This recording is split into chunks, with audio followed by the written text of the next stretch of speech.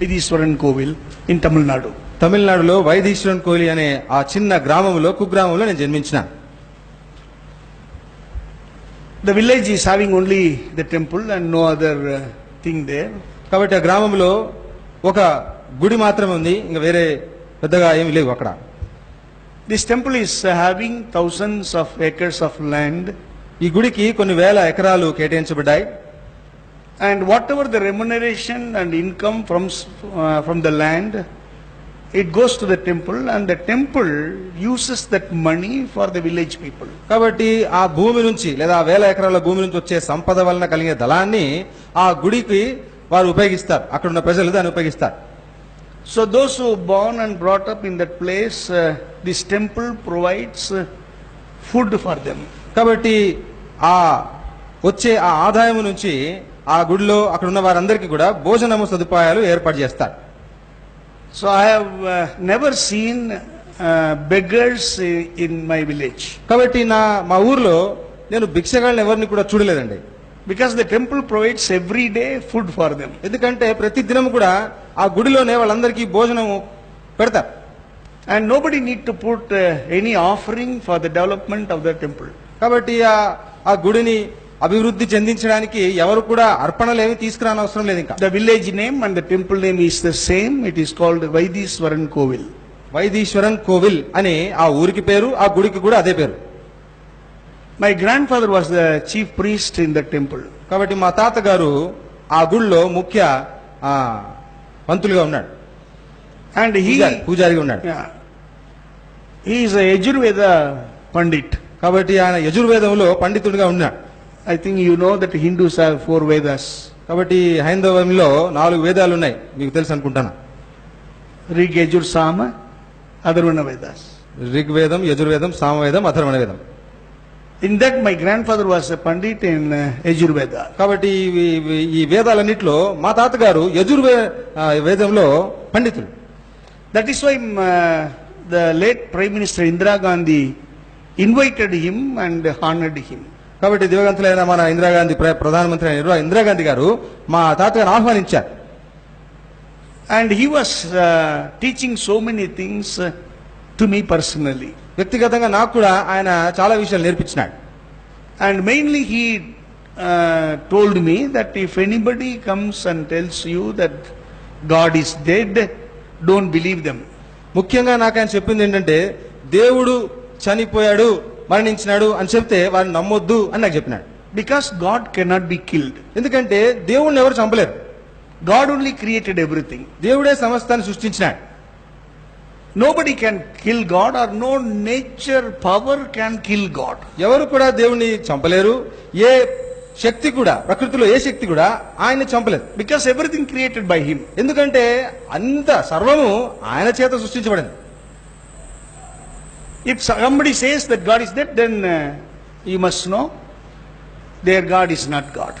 కాబట్టి ఎవరైనా దేవుడిని చంపేశారు అంటే వారి దేవుడు కాదు అని అనుకోవాలని చెప్పాడు. And God lives forever and ever. కాబట్టి దేవుడు యుగాయుగములు జీవించే ఉంటాడు.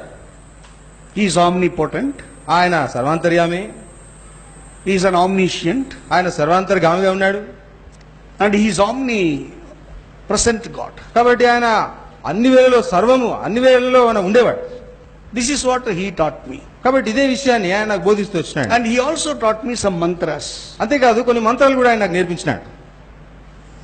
Because I learnt mantras and I was born in an Hindu Orthodox Brahmin family, automatically from my childhood there was a pride raised in my heart without knowing me. కాబట్టి మంత్రాలు ఎక్కువగా బాగా వల్లించేవాడిని కాబట్టి ఆ హైందవ సాంప్రదాయాలన్నింటి కూడా నేను ఎక్కువగా నేర్చుకునేవాడిని కాబట్టి వాటిలోనే పుట్టి పెరిగాను కాబట్టి నాకు తెలియకుండానే ఒక రకమైన గర్వం నాలో పెరిగింది. And we were serving in the temple. మేము ఆ గుడిలో సేవ చేసేవారు. So we thought we are mainly I thought I am very close to the God. కాబట్టి ముఖ్యంగా నేను ఆ గుడిలో సేవ చేస్తూ ఏమనుకునేవాడిని అంటే దేవునికి నేను ఎంతో సమీపంగా ఉన్నాను అని గర్వించేవాడిని. So whatever need comes, because I learn mantras, I practice that mantras to get anything in this world for myself. కాబట్టి ఈ లోకంలో నా కొరకు నేను ఏం సంపాదించుకోవాలన్నా కూడా నాకు మంత్రాలు ఉన్నాయి, నాకు మంత్రాలు వచ్చు కదా, నేను అలాగ సంపాదించుకోగలను అనుకున్నాను. Lakhs and lakhs of people used to come to the temple. కాబట్టి కొన్ని లక్షల మంది ఆ గుడిని దర్శిస్తుంటారు.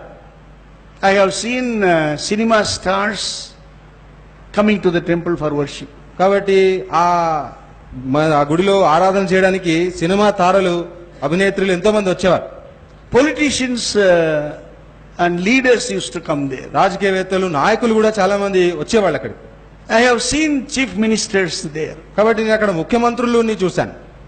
I have seen ministers and MPs from the capitals. కాబట్టి మన ఢిల్లీలోని ఎంపీస్ ఇంకా మిగతా మంత్రులందరూ కూడా అక్కడికి రావడం నేను చూశాను. And for me there is no money problem. కాబట్టి నాకు డబ్బు సమస్య కొరతే లేదు. Just to take some ashes and put in the hands of the people, those who are coming to the temple, and they in return give me money. ఏదో కొద్దిగా బుడిద ఆ భక్తుల చేతిలో పెడితే వాళ్ళు దానికి బదులుగా నాకు చాలా డబ్బులు ఇచ్చేవాళ్ళు. So from my childhood I was having sufficient funds. కాబట్టి చిన్నప్పటి నుంచే, నా చిన్నతనం నుంచే నా దగ్గర డబ్బు సమృద్ధిగా ఉండేది. No money problem. ఏ డబ్బు సమస్య లేదు అసలు. No money problem and no food problem. కాబట్టి ఆహారం, భోజనానికి సమస్య లేదు. No house problem. ఉండడానికి ఇంటి సమస్య లేదు. And we have the joint family system. కాబట్టి మేమందరం ఒక మూగుమ్మడి కుటుంబంగా ఉండేవాడము, ఉమ్మడి కుటుంబంగా. There is no breakage in the families. కాబట్టి మా కుటుంబంలో ఎలాంటి తెగదంపులు లేవు మాకు. Everything was provided, everything was there. కాబట్టి మాకు అన్ని సదుపాయాలు ఉన్నాయి, మాకు కావాల్సినవన్నీ కూడా మాకు ఉన్నాయి. And I was so proud and I was so happy that I born as a Hindu and born in a Brahmin family. కాబట్టి అట్లు హిందూ కుటుంబంలో, బ్రాహ్మణ కుటుంబంలో పుట్టినందుకు, అలాంటి సుఖ సౌఖ్యాల మధ్యలో పుట్టినందుకు నేను ఎంతో గర్వించేవాడిని. And the time came. సమయం వచ్చింది. Suddenly my mother started to behave differently. అకస్మాత్తుగా మా అమ్మగారు కొంచెం వింతగా ప్రవర్తించడం మొదలుపెట్టినారు. Whenever she used to cook, she used to throw the vessels, and she do not know and we also do not know why she is doing that. కాబట్టి వంట చేస్తూ చేస్తూ మధ్యలోనే ఆ పాత్రలన్నీ పడేసేది. అలా ఆమె ఎందుకు చేసేది ఆమెకు తెలియదు, మాకు కూడా అర్థం కాలేదు. And if she sees the small children, she will try to press their neck to kill them, and we find it very difficult to separate the children and the mother. అంత మాత్రమే కాదు, చిన్న పిల్లల్ని చూస్తే పట్టుకుని వాళ్ళ గొంతు పిసికేస్తా ఉంటది, వాళ్ళు చనిపోయేంత వరకు పిసికేస్తా ఉంటది. మేము ఆ పిల్లల్ని విడిపించడానికి ఎంతో కష్టపడేవాళ్ళం. And if she sees the broom or stick, she will take it and beat herself very severely. ఒక చీపురు కట్ట గానీ ఏదైనా కర్ర గానీ ఆమెకు దొరికితే వాటితో తనను తాను గాయపరుచుకుంటూ ఉండేది. And the more worst thing that she will remove her top saree and she will run on the streets. అంత మాత్రమే కాదు, భయంకరమైన విషయం ఏంటంటే ఆ విధంగా తన మీద ఉన్న వస్త్రాలు చీర నిప్పేసి ఆ విధంగా వీధుల్లో పరిగెత్తుకుంటూ వెళ్ళేది. One side our family was very familiar in the village, and in the family side this is the problem and we do not know how to solve it. కాబట్టి ఒకవైపు ఆ గ్రామంలో మమ్మల్ని గుర్తుపట్టని వారు ఎవరు లేరు, ఇంకొకటి కుటుంబంలో ఈ సమస్యను మేము ఎలా ఎదుర్కోవాలి, పరిష్కరించుకోవాలి తెలుసుకోలేకపోతున్నాం. So the mantras which I learnt, now I thought, okay, now I can practice it to see that my mother is healed. So I wanted to practice the mantras what they taught me. కాబట్టి ఇప్పుడు మా అమ్మగారికి ఈ రోగం నుంచి స్వస్థత కలుగుటకు నేను నేర్చుకున్న మంత్రాలన్నింటినీ ఉపయోగించి ఆమెను స్వస్థపరిస్తే బాగుంటుంది అనుకున్నాను. So I used to go to the temple pond. It will be very big pond, and I will be there up to the neck level water, and I used to utter the mantras. కాబట్టి ఆ గుడి దగ్గర ఉన్న ఆ చెరువులోకి వెళ్ళి ఆ గొంతు వరకు ఆ విధంగా నేను మునిగి ఆ విధంగా మంత్రాలు చదివి పూజలు చేసేవాడిని.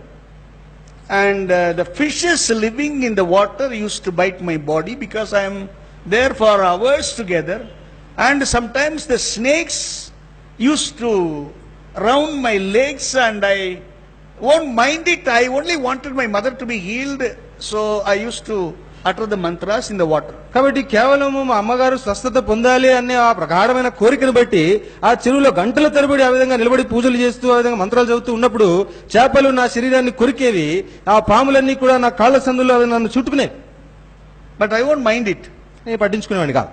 I wanted only my mother to be healed, so I thought I believed these mantras and I was very sincere to utter these mantras to the gods. కాబట్టి మా అమ్మగారు బాగైతే చాలు, అదొక్క గురి నాకుంది. నా మంత్రాలన్నీ ఉపయోగించి మా అమ్మగారు బాగైపోతే చాలు అన్న లక్ష్యం నాకుండింది, అంతే. Only years were going by. సంవత్సరాలు గడిచిపోతా ఉన్నాయి. I was unable to see any improvement in my mother's condition. కాబట్టి మా అమ్మగారికి ఉన్న దుస్థితి ఏమాత్రం మెరుగుపడ్డం అసలు నేను చూడలేకపోయినా. And some people said, why don't you go to that temple and this temple for the healing? కాబట్టి కొంతమంది ఆ గుడికి తీసుకెళ్ళు, మీ అమ్మగారిని ఈ గుడికి తీసుకెళ్ళు అని చెప్పారు. So we started traveling from Kasi to Kanyakumari, all the Hindu temples we started to travel, and whatever the temple people wanted, we are ready to give it to them. Kashi నుంచి కన్యాకుమారి వరకు మా అమ్మగారిని తీసుకుని మేము దర్శించాల్సిన ఆ దేవస్థానాలు గుళ్ళన్నీ కూడా దర్శిస్తూ వచ్చినాము. ఆ పూజారులు పురోహితులు అడిగినవి అన్ని కూడా ఇస్తూ వచ్చాం. Even we are ready to sell our property to see that my mother is healed. మా ఆస్తి అంతా కూడా అమ్మేసి మా అమ్మగారు బాగైతే చాలు అన్న నిర్ణయానికి కూడా వచ్చేసాం. Now the years going, ఇప్పుడు సంవత్సరాలు గడిచిపోతున్నాయండి. and magicians used to come and we spent lot of money to them, and we are not able to see any improvement in the body of my mother. అంత మాత్రమే కాదు, కొద్దిమంది మంత్రగాళ్ళని గారడి విద్య చేసే వాళ్ళని కూడా పిలిచినాము. వారి ద్వారా కూడా ఏదైనా జరుగుతుంది అనుకున్నాం, కానీ మా తల్లిగా స్వభావంలో ఏ మాత్రం మార్పు కలగలేదు. And then some people said, your mother is maybe having some mental problem, that's why she is behaving like this. We know how to treat her. So they used to keep my mother backyard of the house, and in the midnight they cut the lemon and they put the juice on my mother's head, and continuously they pour water, and she used to find very difficult to breathe. కాబట్టి మా అమ్మగారికి ఏదో మతి స్థిమిత సమస్య ఉందని, ఆ మానసిక సమస్యతో బాధపడుతుందని చెప్పేసి ఆమెని ఇంటికల తీసుకెళ్లి ఆమె తల మీద నిమ్మకాయ రసం పోసి ఆమె తల మీద నీళ్ళన్నీ పోస్తూ ఆ విధంగా బాగవుతుందని అలా చేసేవారు. కానీ ఆమెకు మాత్రం ఎలాంటి విశ్రాంతి కలగలేదు. She suffered under their hands. వారి చేతుల్లో ఆమె ఎంతగానో బాధపడింది, శ్రమ పొందింది. So whenever I see my mother is suffering in their hands, I used to think, I am the eldest in the family, first son for my mother, and I am not seeing good health, and what is the use of me born as a first son to my mother? కాబట్టి మా అమ్మగారి దుస్థితి, మా అమ్మగారి బాధను, ఆ వేదనను చూసి అసలు మా అమ్మగారికి నేను మొట్టమొదట పుట్టిన జ్యేష్ఠ కుమారుని ఎందుకు పుట్టాను, నేను అసలు ఈ కుటుంబంలో అది పెద్ద కొడుకుగా ఎందుకు పుట్టినాను, ఎంతో మదన పడిపోయాను. I was so depressed. ఎంతో కృంగిపోయాను. Because when I saw my mother's condition, she is started lying down on the floor, and all the flesh gone, only bone and skeleton. కాబట్టి ఇంకా మా అమ్మగారు ఎలా అయిపోయారంటే చర్మం అంతా ఓన్లీ ఎముకలు మాత్రమే ఉన్నాయన్నమాట, కింద పడుకునేది. Yeah, skin and bone. Only చర్మం, కొద్ది చర్మము, ఎముకలు మాత్రమే కనిపిస్తున్నాయి. All the flesh gone. కాబట్టి మాంసం అంతా పోయింది.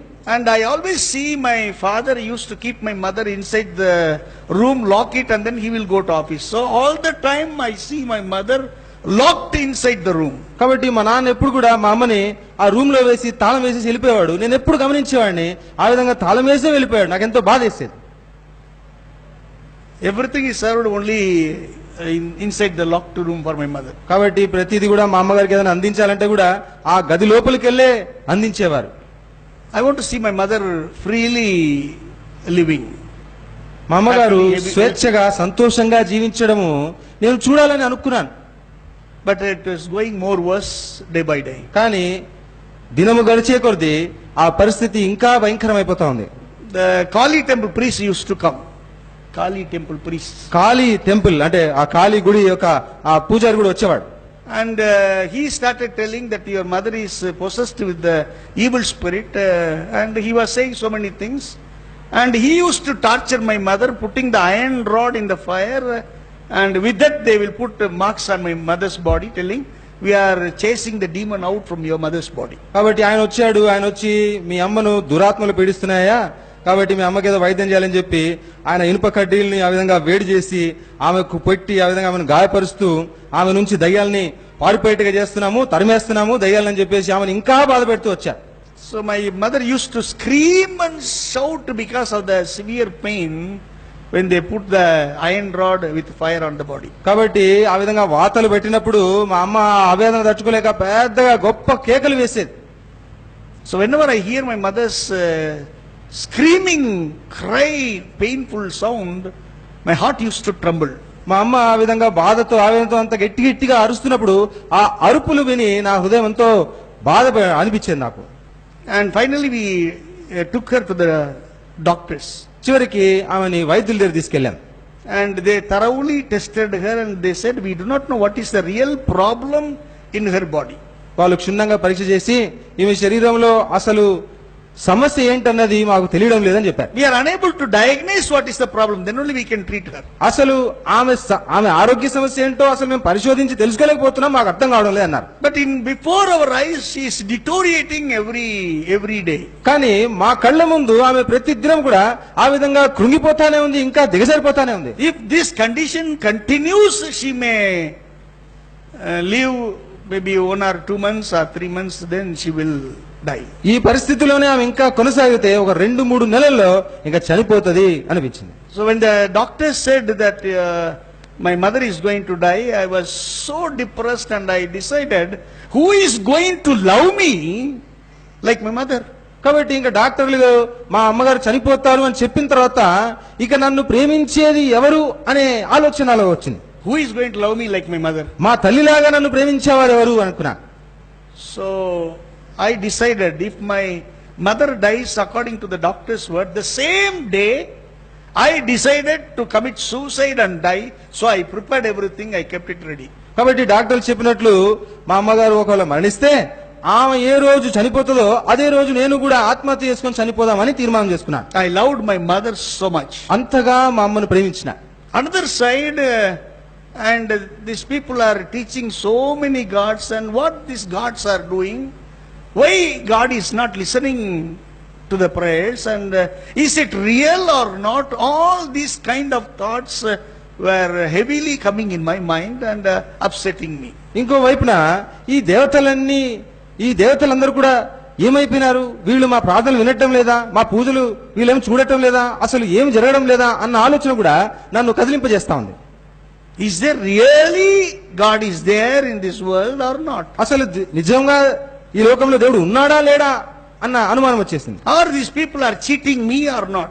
లేదా ఈ ప్రజలందరూ కూడా నన్ను మోసం చేస్తున్నారా అనిపించింది. I hated to see anyone's face, and I don't like anybody in the village because nobody is able to help my mother for her health. కాబట్టి మా అమ్మగారి ఆరోగ్యం విషయంలో ఆ ఊర్లో ఎవరు కూడా సహాయపడనందుకు నాకు ఆ గ్రామంలో ఏది నచ్చట్లేదు, ఎవరిని చూడాలన్నా ఇష్టం కావడం లేదు నాకు. I hated to live in this world. అసలు ఈ లోకంలో జీవించడమే నాకు ఒక ద్వేషంగా అయిపోయింది. I was waiting for my mother's death day. కాబట్టి మా అమ్మగారు ఎప్పుడు చనిపోతారో ఆ రోజు కోసం నేను ఎదురు చూస్తూ ఉండినాను. And now the time came. సమయం వచ్చింది. In the Brahmin families, if anybody dies, they won't allow to die that person inside the house. They used to, before they die, they keep the person outside the house. కాబట్టి బ్రాహ్మణ కుటుంబంలో సాంప్రదాయం ఏంటంటే ఇంకెవరైనా చనిపోబోతున్నారంటే వాళ్ళని ఇంట్లో పెట్టుకోరు అనమాట, ఇంటి బయటికి వాళ్ళని తీసుకెళ్లిపోతారు. So my mother was kept outside the house, and I know her death is nearing, very close to her. కాబట్టి మా అమ్మను కూడా ఆ విధంగా మా ఇంటి బయటికి తీసుకెళ్లారు. ఇంకా మరణం ఆసన్నమైంది అన్న పరిస్థితి నాకు అర్థమైపోయింది.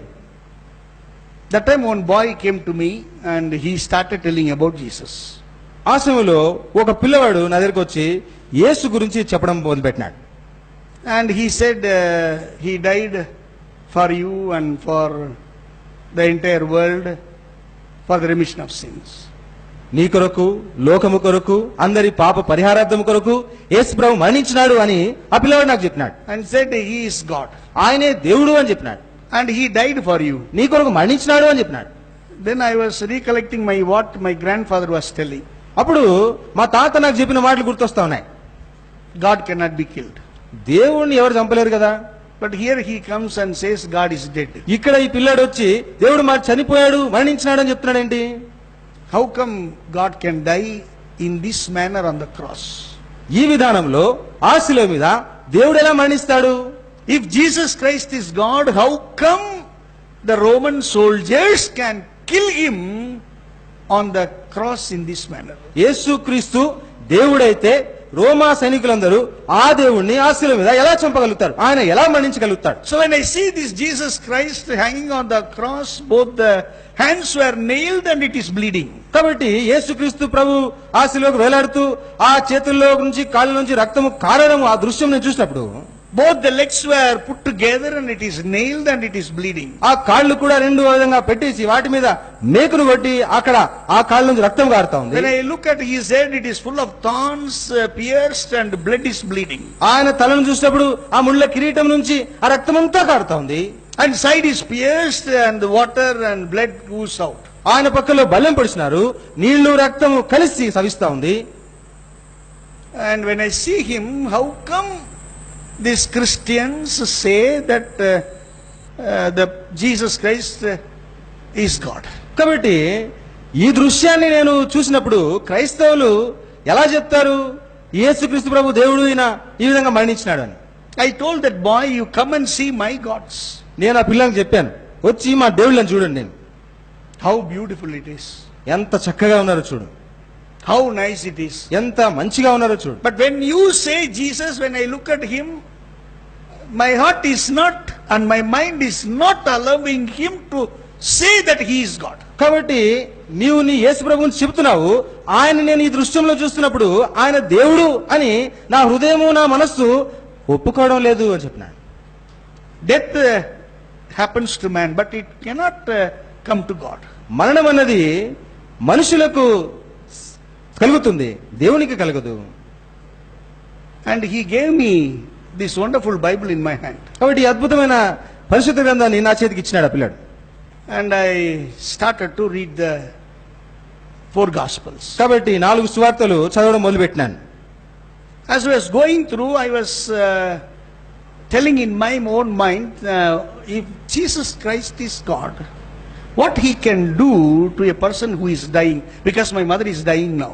కాబట్టి ఆ 4 సువార్తలు చదువుతూ నేను ఆ విధంగా ఆలోచించుకుంటా ఉన్నాను. యేసుక్రీస్తు ప్రభు ఒక మరణిస్తున్న వ్యక్తికి ఏమి చేయగలడు? ఎందుకంటే మా అమ్మగారు మరణిస్తున్నారు, అందుకు ఆలోచన వచ్చింది. If a person dies, if he is God, what he can do to the person who is dead and gone. కాబట్టి ఒక వ్యక్తి ఒకవేళ మరణించి ఉంటే ఆయన దేవుడైతే ఆ మరణించిన వ్యక్తి గురించి ఆయన ఏం చేయగలుగుతాడు? So when I was reading all the miracles, so many things, it never attracted me. కాబట్టి ఆ అద్భుతాలు సూచక్రియలు అన్ని కూడా నేను చదువుతున్నప్పుడు అవేవి కూడా నన్ను ఆకర్షించలేదు. That never made me to believe that Jesus is God. యేసుక్రీస్తు దేవుడు అని నమ్ముటకు అవేవి నాకు సరిపోలేదు. But when I was going through such a question in my heart, I happened to read that one word comes out of the mouth of Jesus, Talitha Kumi. యేసుక్రీస్తు ప్రభువు నోటి నుంచి తలితాకుమి అనే ఆ పదం వచ్చేంత వరకు నేను చదువుకుంటూ వెళ్ళాను, అక్కడ ఆగిపోయినా. What it means? దాని అర్థం ఏంటండి? Little girl, rise up. చిన్నదానా లెమ్ము. What happened to her? ఆమెకి ఏం జరిగిందండి? Is she sleeping or ఆమె dead? నిద్రపోతుందా లేదా ఇంకా మరణించి ఉందా? Everybody is crying and saying she is dead. అందరూ ఆమె మరణించిందని ఏడుస్తూ ఉన్నారు. అక్కడ She was kept inside the house. ఇంట్లో పెట్టేశారు ఆమెని. Now Jesus Christ comes యేసు ప్రభు వచ్చాడు లోపలికి. and he sends some people out, అక్కడ ఉన్న వాళ్ళని కొంతమందిని బయటికి పంపించేసినాడు. and he is having 2 disciples with him, తనతో పాటు ఒక 2 శిష్యుల్ని పెట్టుకున్నాడు. and then he says Talitha Kumi. తలితాకుమి అన్నాడు. And when he was reading, it says he closed the door and he was inside. కాబట్టి నేను ఆ భాగం చదువుతున్నప్పుడు అక్కడ తలుపు మూయబడి ఆయన లోపల ఉండెను అని రాయబడింది. Then I recollected what happened to my mother when the magicians come. అప్పుడు ఆ మంత్రగాళ్ళు మా అమ్మ దగ్గరికి వెళ్ళినప్పుడు ఏం జరిగింది అన్న దృశ్యాన్ని నేను జ్ఞాపకం చేసుకున్నా. Even though I want to be with my mother, the magicians used to say, you go out, and then they closed the door and they used to torture my mother. కాబట్టి నేను మా అమ్మని చూడడానికి లోపలికి వెళ్దాం అనుకుంటే ఆ మంత్రగాళ్ళు అందరూ నన్ను బయటికి పంపించేసి వాళ్లే లోపలికి వెళ్ళారు. Then he was thinking, Jesus Christ was having 12 disciples. Why he is having only 2 with him now? What happened to others? Yes, And sir. why Jesus Christ is sending all these people out from the house? Why Jesus Christ is behaving like a magician to raise a girl from death? కాబట్టి యేసుక్రీస్తు వరకు 12 మంది శిష్యులు ఉన్నారు కదా, కేవలం 2 మంది శిష్యులు పెట్టుకుని ఇంట్లో ఉన్న ఆ మనుషులందరినీ బయటికి పంపించేసి తలుపులు బంద్ చేసి ఆ మంత్రగాలు చేసినట్టుగా ఎందుకు యేసుప్రభు చేశాడు అని ఆలోచన వచ్చింది. Even though he raised that girl from death to life, my heart and my mind, after reading this portion, refused to accept Jesus as God. కాబట్టి ఆ చిన్న పాపను మరణము నుంచి జీవములోనికి ఆయన తీసుకొచ్చినప్పటికీ కూడా ఆయన చేసిన విధానము చూడగా నేను నమ్ముటకు అది నాకు సరిపోలేదు, నాకు అర్థం కాలేదు. The question which I asked, I got the answer now. నాకున్న ప్రశ్నకి జవాబు నాకు ఉంది ఇక్కడ. If a person dies, Jesus Christ can raise that person back to life. ఒక వ్యక్తి మరణిస్తే యేసుక్రీస్తు ప్రభు అతనిని మళ్ళీ జీవింపజేయగలడు, అది నాకు అర్థమైంది. But because of these other things, I just avoided that portion. అయితే ఆ మిగతా పరిస్థితుల్ని బట్టి ఆ భాగాన్ని నేను కొద్దిగా పక్కన పెట్టేసినాను. Then I was again reading. మళ్ళీ చదువుకుంటూ ముందుకు వెళ్తున్నా. Now another surprise waiting for me. ఇప్పుడు ఇంకో ఆశ్చర్యం గొలిపే భాగం వచ్చింది.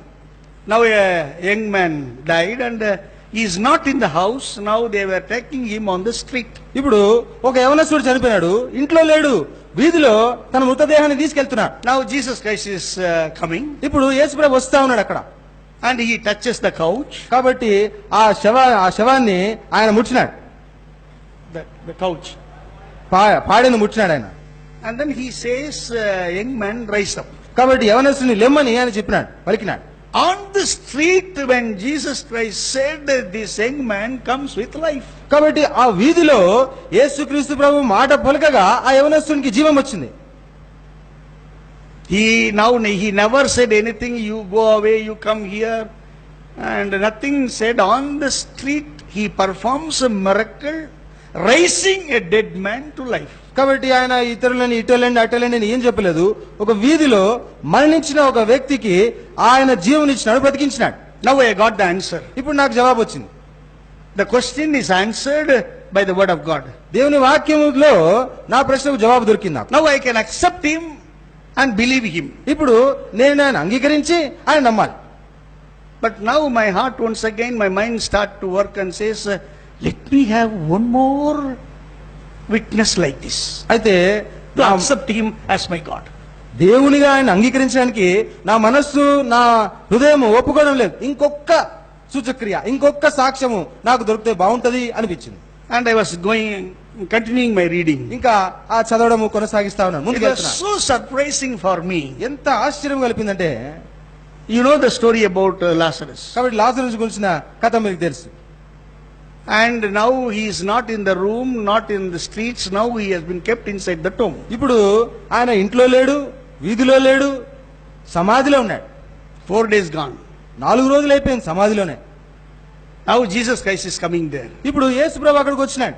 And he says, remove the stone. ఆ బండను దొర్లించండి అన్నాడు. His own sister says, if you remove the stone, bad smell will come. కాబట్టి సొంత సహోదరి, ప్రభువా ఆ రాయి తీస్తే కంపు కొడుతుంది, కుళ్ళు వాసన వస్తుంది అంటుంది. He is decaying inside. He cannot hear, he cannot see.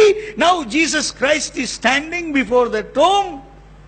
And then he calls him by name, says, Lazarus, come out. కాబట్టి ఇప్పుడు ఆ మృతదేహం కుళ్ళు పట్టిపోయింది, ఏమి వినిపించదు, కనబడదు. యేసు ప్రభు అక్కడ నిలబడి లాజరు బయటికి రమ్ము అని పలికినాడు. And I read in the word of God, it says, he came with life. కాబట్టి దేవుని వాక్యంలో చదివినట్లయితే అతడు జీవంతో ప్రాణముతో బయటికి వచ్చినాడు. Now I was no excuse, because the question what I asked, I got the answer. కాబట్టి ఇప్పుడు నేను ఎలాంటి సాకులు చెప్పడానికి నాకు అవకాశం లేదు. నాకున్న ప్రశ్నకి సమాధానం నాకు సరిగా దొరికింది. Now I could able to believe him, but there was a struggle in me. I do not know what. My mind is refusing him to accept as God. Okay, he is a superman. కాబట్టి ఇప్పటికీ కూడా కొద్దిగా నమ్మడానికి శక్యంగానే ఉంది, కానీ ఆయన దేవునిగా అంగీకరించడానికి నాకు ఆ విధంగా ఒప్పుదలలో నేను రాలేకపోయాను. ఆయన ఏదో సూపర్ మ్యాన్ లాగా చూస్తున్నాను. What I cannot do, Jesus Christ did it. నేను చేయలేని యేసుక్రీస్తు చేశాడు. He is a very, very, very good man. ఆయన చాలా చాలా చాలా మంచివాడు. I cannot accept him as God. దేవునిగా ఆయన నేను అంగీకరించలేను. Because he died on the cross. ఎందుకంటే ఆయన శిలువ మీద మరణించినాడు. How come he can die? ఎలా చనిపోతాడు అసలు? If he is God, he won't die. ఆయన దేవుడైతే అసలు చనిపోడు. From my childhood, I never heard even a single Christian songs. From my childhood in the temple, when he was there in the village, I never knew any Christian songs, and I do not know anything about the resurrection. కాబట్టి చిన్నగా ఉన్నప్పటి నుంచి, చిన్నతనం నుంచి గుళ్ళో ఉన్నాను కాబట్టి ఎప్పుడు కూడా క్రైస్తవ పాటలు నేను వినలేదు, పునరుత్థానం గురించి ముఖ్యంగా. And to my surprise, when I was going through, I found that he died on the cross. On the third day, he came with life. కాబట్టి ఆశ్చర్యము కలిపే విధంగా ఆ విధంగా ముందుకు చదువుతూ వెళ్తూ ఆయన మరణించి మూడో దినం తిరిగి లేచినాడు అని చదివిన. Then I recollected what my grandfather said. ఇప్పుడు మా తాతగారు చెప్పిన మాటలు మళ్ళీ జ్ఞాపకం వచ్చినాయి. God cannot be killed. దేవుడిని ఎవరు చంపలేరు. But here I see that Jesus died, but he is living even today. ఇప్పుడు ఇక్కడ చదువుతున్నాను, యేసు ప్రభు మరణించినాడు, ఇప్పుడు ఈ రోజు ఆయన తిరిగి లేచినాడు. He is living. ఆయన సజీవుడుగా ఉన్నాడు. And he lives forever and ever. ఆయన యుగాయుగములు సజీవుడుగానే ఉన్నాడు. It is not I loved him. కాబట్టి నేను ఆయన ప్రేమించలేదు. He first loved me. ఆయనే మొదటిగా నన్ను ప్రేమించినాడు. I don't have any faith on him. నాకు ఆయన మీద ఎలాంటి విశ్వాసం లేదు. The Bible says the faith is a gift from God. కాబట్టి ఈ విశ్వాసం అనేది దేవుని నుంచి మనకు ఒక బహుమానము అని బైబిల్ చెప్తాం. He placed his faith into me to know who Christ is. క్రీస్తు ఎవరో నేను గుర్తించుటకు ఆయనే ఆ విశ్వాసాన్ని నాలో పుట్టించినాడు. It is not my belief. నా నమ్మకం కాదు, It is his belief. ఇది ఆయన విశ్వాసం. It is not I operated it. కాబట్టి నేను దాన్ని కార్యసాధకం చేయలేదు, He operated it. ఆయనే దాన్ని కార్యసాధకం చేసినాడు. He made me to realize what all I spoke against him and against Christians, all wrong, and it is sin. ఆయనకు విరుద్ధంగా, క్రైస్తవులకు విరుద్ధంగా, క్రైస్తవానికి విరుద్ధంగా ఏమేమి మాటలు మాట్లాడినానో నేను గుర్తించేటట్టుగా ఆయనే చేసినాడు. I asked forgiveness. నేను క్షమాపణ అడిగినాను.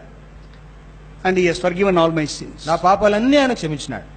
He gave me unexplainable a peace and joy ruled my heart. కాబట్టి చెప్పనశక్యమైన ప్రేమను, సమాధానాన్ని నా హృదయములో ఏలనిచ్చినాడు. This I wanted to share to my mother. కాబట్టి ఈ విషయాన్ని మా అమ్మతో పంచుకోవాలని Because కోరాను. she is dying now. ఎందుకంటే ఆమె ఇప్పుడు మరణిస్తా ఉంది. My family members are all talking about karma theory, Maya theory, and they are ready to after death what all to be done, all these things they are talking. కాబట్టి మా కుటుంబస్తులు, మా బంధువులందరూ కూడా కర్మ, మాయా, ఇంకా అవన్నీ ఆచారాలు ఏం చేయాలో వాటి గురించి మాట్లాడుకుంటా ఉన్నారు. I have 4 sisters and 2 brothers. కాబట్టి నాకు 4 సహోదరులు, 2 సహోదరులు. So with this small children, how come the father will live? So we have to see another girl for my father.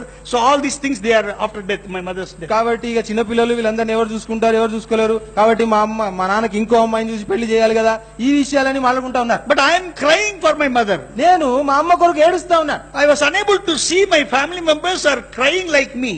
అయితే మా కుటుంబస్తులందరూ కూడా నాలాగా ఏడవడం నేను చూసిన. I went to my mother. నేను మా తల్లి దగ్గరికి వెళ్ళాను. I told her all about these things. వీటన్నిటి గురించి ఆమెతో చెప్పాను. And she told me, I was born as a Hindu, allow me to die as a Hindu. Allow me to die as a Hindu. కాబట్టి ఆమె ఏమందంటే, నేను హిందూగానే పుట్టినాను కాబట్టి హిందూగానే నన్ను చావనివ్వండి అంటా ఉంది.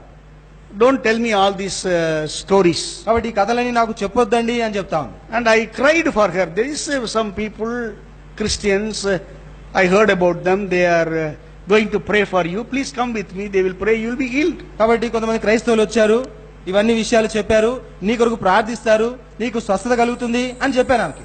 But she said, no, I won't come. లేదు నేను రాను అని ఆమెనింది. I cried very bitterly. కాబట్టి ఎంతో దుఃఖించి ఏడ్చిన.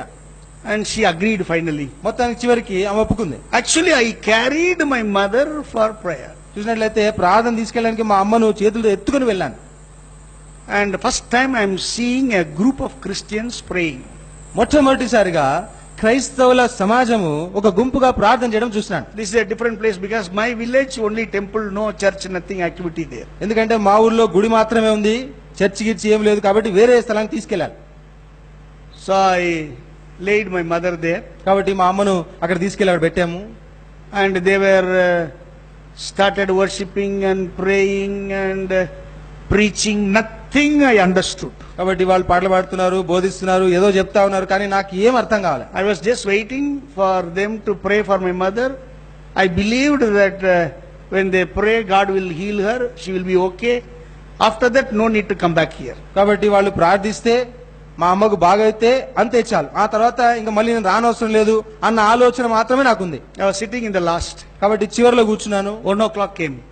1 గంట అయింది. And they started to pray for my mother. వాళ్ళు మా అమ్మ గురించి ప్రార్థన చేయడం మొదలు They పెట్టారు. came, all the people came at 8 o'clock in the morning. వాళ్ళందరూ కూడా పొద్దున 8 గంటలకు వచ్చారు. But now they started to pray only at 1 o'clock. మధ్యాహ్నం 1 గంటకి ప్రార్థన చేయడం మొదలు పెడుతున్నారు. ఇప్పుడు 2 o'clock came. 2 గంటలైంది. 3 o'clock came. 3 గంటలైంది. They never stopped praying. ప్రార్థన ఆపలేదు వాళ్ళు. They started to cry more and call the name of the Lord Jesus. ఏడుస్తా ఉన్నారు, ఇంకా ఎక్కువగా ఏడుస్తున్నారు, యేసు క్రీస్తు నామమున ఏడుస్తానే ఉన్నారు. They never took water, they never took food. They only wanted that my mother should be healed and she should stand as a witness for the village. కాబట్టి ఆ ప్రార్థించారు, నీళ్లు తాగలేదు, మధ్యలో భోజనానికి లేవలేదు, వాళ్ళని లేవకుండా కేవలం మా అమ్మకు స్వస్థత కలగాలి, ఆ ఊర్లో అద్భుతం జరగాలని వారు ప్రార్థన చేస్తానే ఉన్నారు. When I see my family members, they are not crying. నా కుటుంబస్తులను చూస్తే వాళ్ళు ఏడవడం లేదు.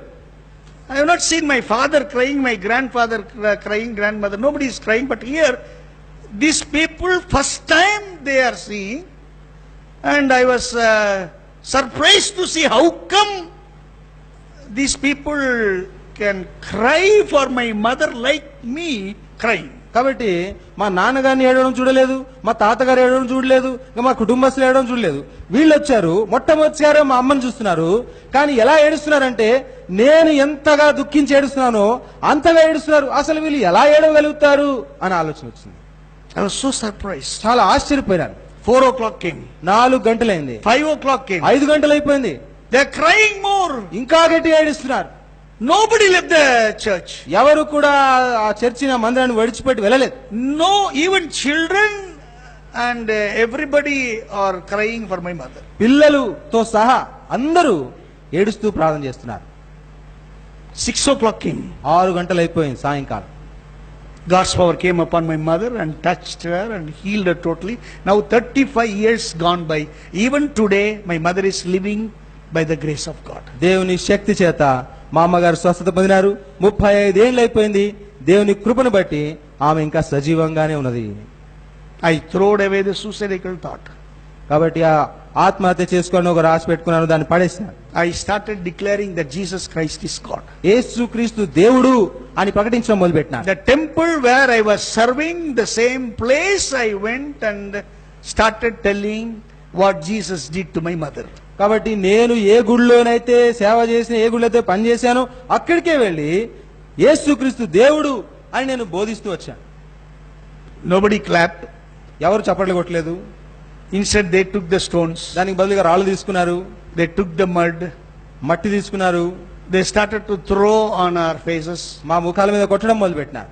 And they never allowed us to take water even in the commonwealth. కాబట్టి అందరికీ ఉన్న బావిలో కనీసం నీళ్లు చేదుకోవడానికి కూడా మాకు అనుమతి ఇవ్వలేదు. They said this is only place where Brahmins should live. This is near the temple. They say Agraharam.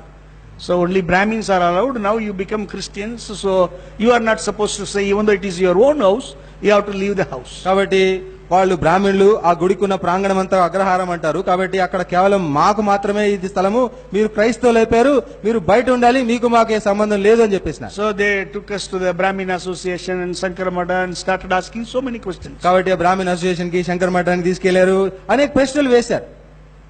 Finally they decided that we should leave the village. చివరికి మేము ఆ ఊరు విడిచిపెట్టి వెళ్ళిపోవాలి అని తీర్మానం చేసినారు, నిర్ణయం చేసినారు. So we were actually driven out, or we are just sent out from the village. కాబట్టి మమ్మల్ని అక్షరాల ఆ ఊరు నుంచి వెలివేసినారు, తరిమేసినారు. Nearly 16 kilometers far from that village, we again started a new life. ఆ ఊరు నుంచి ఒక 16 కిలోమీటర్ల దూరంలో మళ్ళీ మేము ఒక క్రొత్త జీవితాన్ని మొదలుపెట్టాం. After accepting Jesus Christ as our personal Savior, then only I have seen the real world. యేసుక్రీస్తు ప్రభుని సొంత రక్షకునిగా అంగీకరించిన తర్వాత అప్పుడే నేను నిజమైన లోకాన్ని చూడగలిగినా. We went through poverty very severely for 9 years. ఎంతో తీవ్రమైన పేదరికానికి 9 సంవత్సరాలు గురైపోయినా. We know people prayed, but we do not know them personally. ప్రజలు మా కొరకు ప్రార్థించినారు, కానీ ఎవరిని కూడా మేము వ్యక్తిగతంగా ఎరుగం. No food at home, ఇంట్లో భోజనం ఉండదు, no relatives coming. బంధువులు మా ఇంటికి రారు. One side we know who is the living God. ఒకవైపు జీవము గల దేవుడు ఎవరో మాకు తెలుసు. Another side we are as a family rejected by the society. ఇంకోవైపు సమాజము చేత వెలివేయబడిన తృణీకరించబడిన కుటుంబంగా ఉన్నాం. Sometimes unknown people come and knock our door and they give a bag. When you open and see, some vegetables, some rice will be there. I said, why you bring all these things? They said, we prayed and the Lord gave your address to give these things to you. కొన్నిసార్లు గుర్తు తెలియని వాళ్ళు మా ఇంటి తలుపు తట్టి ఒక సంచి మాకు ఇచ్చేవారు. ఆ బ్యాగ్ లో కొన్ని కూరగాయలు, బియ్యము ఇవన్నీ ఉండేవి. వాళ్ళని అడిగేవాళ్ళం, ఎందుకు ఇస్తున్నారు మీరు మాకు అని. మేము ప్రార్థన చేశాము, మీ ఇంటికి వెళ్ళి మీకు ఏమని చెప్పారు అని వాళ్ళు మాతో చెప్పారు. Unknown people were sent by Jesus Christ to help us. మాకు సహాయం చేయటకు మేము గుర్తించని వారిని, మాకు తెలియని వారిని యేసుక్రీస్తు ప్రభువే పంపించినాడు. He sent his angels to help our family. అంత మాత్రమే కాదు, మా కుటుంబానికి సహాయంగా దూతల్ని కూడా పంపినాడు. So many problems we faced. అనేక సమస్యలు ఎదుర్కొన్నాం. In every problem, Jesus stood with us and helped us. ప్రతి సమస్యలో కూడా యేసు ప్రభు మాతో ఉన్నాడు, మాకు సాయం చేసినాడు. And if I'm going to tell those things, it will take a long time to tell everything. ఆ విషయాలన్నీ మీకు చెప్పాలంటే చాలా సమయం పడుతుంది. I know now. Jesus Christ is the only living God. ఇప్పుడు యేసుక్రీస్తు ఒక్కడే జీవమగల దేవుడు ఈ రోజు నేను గుర్తించిన. Now I am giving this gospel to the people, to this world. ఇప్పుడు ఈ సువార్తను నేను ప్రజలకు ఈ లోకానికి అందిస్తా ఉన్నాను. The Lord is taking me all over the world. కాబట్టి ప్రభు నన్ను ప్రపంచం అంతా తీసుకెళ్తున్నాడు. And I'm conducting a truth seminar comparing all the Hindu religion and Christianity. కాబట్టి హిందూ మతానికి క్రైస్తవ్యానికి మధ్యలో ఉన్న ఈ విషయాల పట్ల సెమినార్స్, కూడికలు మేము అక్కడ కలిగి ఉంటున్నాం. Through the radio I am giving comparing the mantras with the word of God to the Hindu temple priests. కాబట్టి హిందూ దేవాలయాల్లో ఉండే పురోహితులు, పూజారులకు ఈ మంత్రాలకు ఈ విధంగా వాక్యం ఏ విధంగా, సత్యం ఏ విధంగా ఉంటుందో వీటి విషయాల పట్ల ఆ విధంగా కూడికలు కలిగి ఉంటున్నాం. God is doing wonderful things. కాబట్టి దేవుడు అద్భుతమైన విషయాలు చేస్తున్నాడు మా పట్ల. Let the name of the Lord only be glorified. కాబట్టి కేవలము ప్రభునామం మాత్రమే మహిమపరచబడును గాక.